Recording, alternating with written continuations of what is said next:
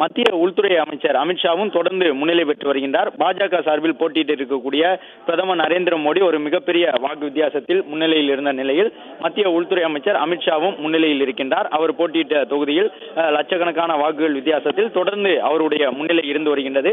பாஜக சார்பில் பல்வேறு அமைச்சர்கள் வெவ்வேறு மாநிலங்களில் இருந்து போட்டியிட்டு இருந்த நிலையில் அவர்கள் அனைவருமே கணிசமான வாக்குகள் வித்தியாசத்தில் வெற்றியை நோக்கி சென்று கொண்டிருக்கின்றார்கள். அதன்படி பிரதமர் நரேந்திர மோடி, மத்திய உள்துறை அமைச்சர் அமித்ஷா உள்ளிட்டவர்கள் கணிசமான வாக்குகள் வித்தியாசத்தில் தொடர்ந்து முன்னிலையில் இருந்து வருகின்றார்கள். பாஜகவினுடைய வேட்பாளர்கள் போட்டியிட்டு இருந்த இடங்களில் எல்லாம் வட மாநிலங்களில் பெரும்பாலான இடங்களில் மத்திய அமைச்சர்கள், மத்திய இணை அமைச்சர்கள் என்ற நிலையில் இருந்தவர்கள் பெரிய அளவில் வாக்கு குறைவு இல்லாமல் அதிகப்படியான வாக்குகள் வித்தியாசத்தில் முன்னிலையில் இருந்து வருகின்றார்கள். ஒட்டுமொத்தமாக இந்தியா முழுவதும் பாஜக கூட்டணி 296 இடங்களில் முன்னிலை பெற்றிருக்கின்றார்கள். இந்தியா கூட்டணியை பொறுத்தவரை 230 தொகுதிகள் வரை முன்னிலையில் இருக்கின்றார்கள். குறிப்பாக உத்தரப்பிரதேசம் உள்ளிட்ட மாநிலங்களில் சமாஜ்வாதி போன்ற கட்சிகள் அதிக அளவிலான தொகுதிகளை பெற்றதன் காரணமாக இந்தியா கூட்டணியினுடைய வெற்றி வாய்ப்பு அந்த மாநிலங்களில் பிரகாசமாக இருக்கின்றது.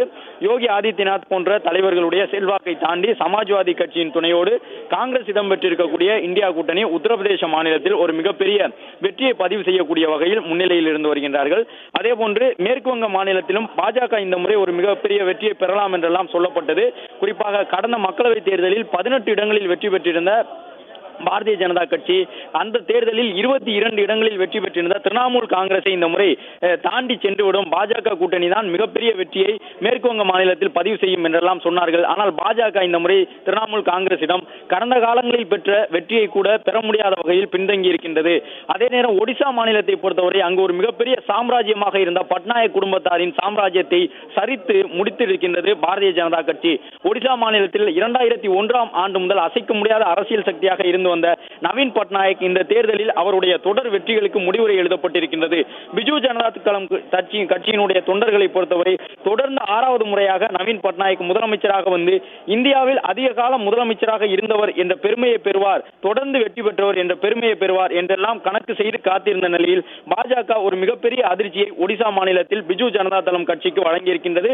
சட்டமன்ற தேர்தலிலும் மிக அதிகப்படியான இடங்களை பாஜக கூட்டணியை கைப்பற்றி இருக்கின்றது.